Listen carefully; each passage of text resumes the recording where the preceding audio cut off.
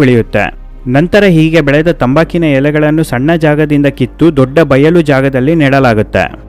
120 ದಿನಗಳ ನಂತರ ತಂಬಾಕಿನ ಎಲೆಗಳನ್ನು ಕತ್ತರಿಸಲಾಗುತ್ತೆ. ಹೀಗೆ ಕತ್ತರಿಸಿದ ಎಲೆಗಳನ್ನು ಕಾರ್ಖಾನೆಯಲ್ಲಿರುವ ಆರ್ಟಿಫಿಷಿಯಲ್ ಸನ್ಲೈಟ್ ಬಳಸಿಕೊಂಡು ಒಣಗಿಸಲಾಗುತ್ತೆ. ಒಂದು ಸಲ ಒಣಗಿದ ನಂತರ ತಂಬಾಕಿನ ಎಲೆಗಳನ್ನು ಗ್ರೈಂಡಿಂಗ್ ಮಷಿನ್ಗೆ ಹಾಕಿ ಪುಡಿ ಮಾಡುತ್ತಾರೆ. ನಂತರ ಅಡಿಕೆ, ತಂಬಾಕು ಎರಡನ್ನು ಬೆರೆಸಲಾಗುತ್ತೆ. ಇದರ ಜೊತೆ ಇನ್ನೊಂದು ಸೀಕ್ರೆಟ್ ಇಂಗ್ರೀಡಿಯೆಂಟ್ಸ್ ಹಾಕುತ್ತಾರೆ. ಇದರ ಬಗ್ಗೆ ನಿಮಗೆ ಯಾರು ಹೇಳೋದಿಲ್ಲ, ಆದರೆ ನಾನು ಹೇಳುತ್ತಿದ್ದೇನೆ. ಈ ಗುಡ್ಕಕ್ಕೆ ಏನು ಬೆರೆಸುತ್ತಾರೆ ಎಂದು ಗೊತ್ತಾದರೆ ಎದೆ ಬಡಿತವೇ ನಿಂತು ಹೋಗುತ್ತೆ. ಯಾರಾದರೂ ಗುಡ್ಕ ತಿನ್ನುತ್ತಾ ಈ ವಿಡಿಯೋ ನೋಡುತ್ತಾ ಇದ್ದರೆ ಸ್ವಲ್ಪ ಹುಷಾರಾಗಿರೆ. ವೀಕ್ಷಕರೇ, ಭಾರತ ದೇಶದಲ್ಲಿರುವ ಎಲ್ಲ ಗುಡ್ಕ ಬ್ರ್ಯಾಂಡಿಗೆ ಗ್ಲಾಸ್ ಪುಡಿ ಬೆರೆಸಲಾಗುತ್ತೆ. ಹೌದು ವೀಕ್ಷಕರೇ, ನೀವು ಸರಿಯಾಗಿ ಕೇಳಿಸಿಕೊಂಡಿದ್ದೀರಾ, ಗಾಜಿನ ಪುಡಿ ಬೆರೆಸುತ್ತಾರೆ.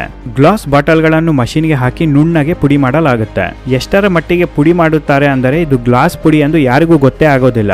ಈ ಗುಡ್ಕ ತಿಂದಾಗ ಬಾಯಿ ಸ್ವಲ್ಪ ಸೀಳುತ್ತೆ. ಈ ತರ ಸೀಳಿದಾಗ ಮತ್ತೆ ಗುಡ್ಕ ತಿಂದಾಗ ರುಚಿ ಮತ್ತು ನಶೆ ಹೆಚ್ಚಾಗುತ್ತೆ. ಇದಕ್ಕೆಲ್ಲ ಕಾರಣ ಈ ಗ್ಲಾಸ್ ಪುಡಿ. ಇದೇ ಕಾರಣಕ್ಕೆ ಗುಡ್ಕ ಸೇವನೆ ಮಾಡೋರು ಖಾರದ ಪದಾರ್ಥವನ್ನು ಅತಿ ಹೆಚ್ಚಾಗಿ ಸೇವನೆ ಮಾಡೋದಿಲ್ಲ. ಈ ಗ್ಲಾಸ್ ಪುಡಿ ದೇಹದ ಒಳಗೆ ಹೋದರೆ ಕ್ಯಾನ್ಸರ್ ಬರದೆ ಇನ್ನೇನು ಬರುತ್ತೆ.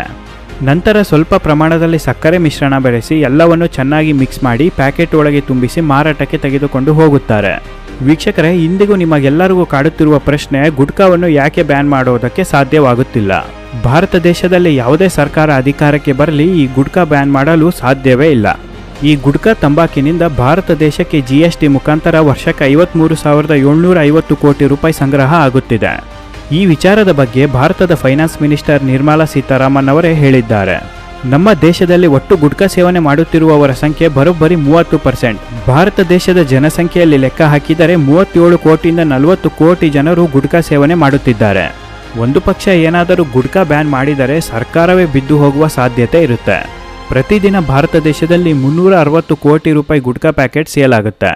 ವಿಶ್ವದಲ್ಲಿ ಅತ್ಯಂತ ಹೆಚ್ಚು ಉಗುಳುವ ದೇಶ ಯಾವುದು ಎಂದರೆ ಭಾರತವೇ ಮೊದಲ ಸ್ಥಾನದಲ್ಲಿ ಬರುತ್ತೆ. ಗುಡ್ಕಾದಲ್ಲಿ ಅತಿ ಹೆಚ್ಚು ಫೇಮಸ್ ಬ್ರ್ಯಾಂಡ್ ಎಂದರೆ RMD ಗುಡ್ಕಾ ಬ್ರ್ಯಾಂಡ್. ಈ RMD ಮಾಲೀಕನ ಹೆಸರು ಮಣಿಚಂದನ್ ಗುಡ್ಕಾ.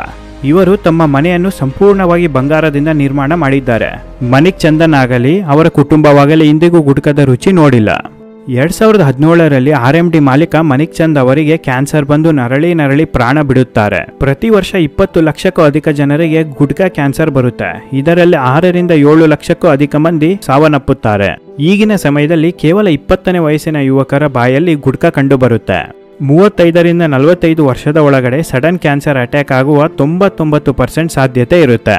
ವರ್ಷಗಟ್ಟಲೆ ಗುಡ್ಕಾ ತಿಂದು ಕ್ಯಾನ್ಸರ್ ಬಂದಿಲ್ಲ ಎಂಬುವ ಒಂದು ಉದಾಹರಣೆ ಕೂಡ ಇದುವರೆಗೂ ಭಾರತ ದೇಶದಲ್ಲಿ ಕಂಡು ಬಂದಿಲ್ಲ. ಮತ್ತೊಂದು ಅಚ್ಚರಿಯ ಸಂಗತಿ ಏನಪ್ಪಾ ಅಂದರೆ, ನೀವೇನಾದರೂ ಈಗ ಗುಡ್ಕಾ ಸೇವನೆ ನಿಲ್ಲಿಸಿದರೆ ನಿಮ್ಮ ದೇಹದಲ್ಲಿ ಆಗಿರುವ ಅಡ್ಡ ಪರಿಣಾಮಗಳು ಕೇವಲ 6 ರಿಂದ 8 ತಿಂಗಳಲ್ಲಿ ಗುಣಮುಖವಾಗುತ್ತೆ. ಗುಣಮುಖ ಆಗಿರುವ ಎಷ್ಟೋ ಉದಾಹರಣೆಗಳು ಭಾರತ ದೇಶದಲ್ಲಿ ಕಂಡುಬರುತ್ತೆ. ಸ್ನೇಹಿತರೆ, ಕ್ಯಾನ್ಸರ್ ಬರುವ ಮುಂಚೆ ಗುಡ್ಕಾ ಸೇವನೆ ನಿಲ್ಲಿಸಿ. ಒಂದು ಸಲ ಗುಡ್ಕಾ ಕ್ಯಾನ್ಸರ್ ಬಂದರೆ ನರಕಕ್ಕೆ ಹೋದ ಅನುಭವ ಆಗುತ್ತೆ. ನಿಮ್ಮನ್ನು ನಂಬಿಕೊಂಡ ಕುಟುಂಬ ಕಣ್ಣೀರಲ್ಲಿ ಜೀವನ ಸಾಗಿಸಬೇಕಾಗುತ್ತೆ. ಜೀವನ ಪೂರ್ತಿ ದುಡಿದ ದುಡ್ಡು ಕ್ಯಾನ್ಸರ್ ಟ್ರೀಟ್ಮೆಂಟ್ಗೆ ಹಾಕಬೇಕು, ಆದರೂ ಪ್ರಾಣ ಪಕ್ಷಿ ಹಾರಿ ಹೋಗುತ್ತೆ. ವೀಕ್ಷಕರೇ, ನಿಮಗೆ ಈ ವಿಡಿಯೋ ಇಷ್ಟ ಆಗಿದ್ರೆ ದಯವಿಟ್ಟು ಒಂದು ಲೈಕ್ ಕೊಡಿ. ಕಮೆಂಟ್ ಮೂಲಕ ನಿಮ್ಮ ಅಭಿಪ್ರಾಯ ಅನಿಸಿಕೆಗಳನ್ನು ಹಂಚಿಕೊಳ್ಳಿ. ನಿಮ್ಮ ಸ್ನೇಹಿತರು ಯಾರಾದರೂ ಗುಡ್ಕಾ ಹಾಕಿಕೊಳ್ಳುತ್ತಿದ್ದರೆ ಈ ವಿಡಿಯೋನ ಅವರಿಗೆ